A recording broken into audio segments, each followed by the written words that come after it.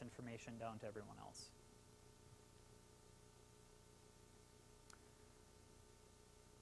Another interesting aspect that I was digging into as I was looking at what Martin Luther did is he took this concept of Flugschriften.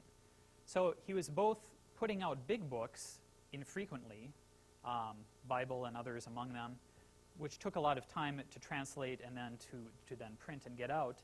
But he realized early on that his strategy can't just be about big ideas. It also has to be about smaller ideas. So he also basically introduced the idea that is still common to our language today. We don't actually call it flying writings, though, do we? We call them flyers. This is where flyer came from, the idea of a one sheet that is easy to reproduce and that is cheap to get out to many, many people.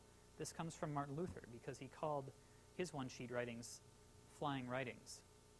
So I would say that Martin Luther was also the first person to really start tweeting, okay? It just wasn't called Twitter then.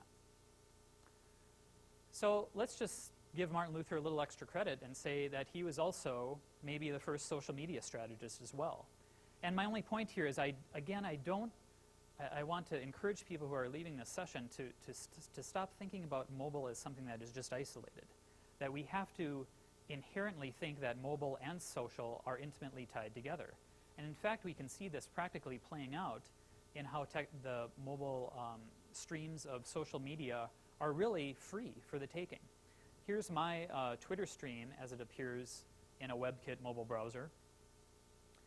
Same with Facebook. It appears for free. I don't have to do anything to design it because Facebook does it for me. If you're a Quora user, same thing. Even Google Plus does it, albeit not quite as well.